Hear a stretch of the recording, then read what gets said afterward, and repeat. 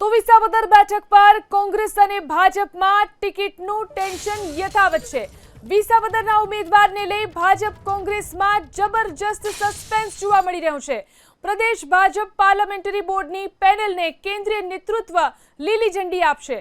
કિરીટ પટેલ, હર્ષદ રીબડિયા અને ભૂપત ભાયાણી ટિકિટના પ્રબળ દાવેદાર માનવામાં આવી રહ્યા છે। તો જે રીતે ટિકિટનું ટેન્શન વિસાવદર બેઠક પર કોંગ્રેસ અને ભાજપમાં જોવા મળી રહ્યું છે, વિસાવદરના ઉમેદવારને લઈ ભાજપ અને કોંગ્રેસમાં જબરજસ્ત સસ્પેન્સ છે। હજી સુધી કોઈ નામ જાહેર કરવામાં આવ્યું નથી। પ્રદેશ ભાજપ પાર્લામેન્ટરી બોર્ડની પેનલને કેન્દ્રીય નેતૃત્વ લીલી ઝંડી આપશે। કિરીટ પટેલ, હર્ષદ રીબડિયા અને ભૂપત ભાયાણી અહીં ટિકિટ માટેના પ્રબળ દાવેદાર માનવામાં આવે છે। હવે જોવાનું એ રહે છે કે કોની ઉપર પસંદગી ઉતારવામાં આવે છે, કોને ટિકિટ આપવામાં આવે છે, પરંતુ જબરજસ્ત સસ્પેન્સ જોવા મળી રહ્યું છે। તો ભાજપના ઉમેદવારની જાહેરાત બાદ ઉમેદવાર જાહેર કરવાની કોંગ્રેસની રણનીતિ છે। કોંગ્રેસ સ્થાનિક નેતાને જ ઉમેદવાર બનાવશે તે નિશ્ચિત માનવામાં આવે છે। ભાવેશ ત્રાપસિયા, કરશન વડોદરિયા અને નીતિન રાણપરિયા અહીં પ્રબળ દાવેદાર માનવામાં આવી રહ્યા છે।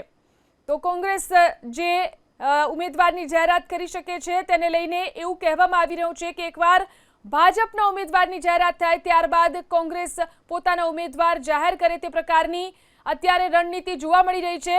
કોંગ્રેસ સ્થાનિક નેતાને જ પોતાનો ઉમેદવાર બનાવશે તે પણ નિશ્ચિત માનવામાં આવી રહ્યું છે। અને જે નામો અહીંથી કોંગ્રેસમાં ચર્ચાઈ રહ્યા છે તેમાં ભાવેશ ત્રાપસિયા, કરચન વડોદરિયા અને નીતિન રાણપરિયા અહીં પ્રબળ દાવેદાર કોંગ્રેસમાંથી માનવામાં આવી રહ્યા છે। આ ત્રણમાંથી કોઈ એકનું નામ જાહેર થઈ શકે છે, પરંતુ રાહ જોવાઈ રહી છે કે પહેલા એકવાર ભાજપ પોતાના ઉમેદવારની જાહેરાત કરે ત્યારબાદ કોંગ્રેસ પોતાના ઉમેદવારની જાહેરાત કરી શકે છે। આ સાથે જ કોંગ્રેસ સ્થાનિક નેતાને જ પોતાનો ઉમેદવાર બનાવશે તે નિશ્ચિત માનવામાં આવી રહ્યું છે। જો જે નામો અત્યારે ચર્ચાઈ રહ્યા છે કોંગ્રેસમાંથી, ભાવેશ ત્રાપસિયા, કરશન વડોદરિયા અને નીતિન રાણપરિયા પ્રબળ દાવેદાર માનવામાં આવે છે, તો આ તરફ ભાજપમાંથી કિરીટ પટેલ, હર્ષદ રીબડિયા અને ભૂપત ભાયાણી ટિકિટના પ્રબળ દાવેદાર માનવામાં આવી રહ્યા છે।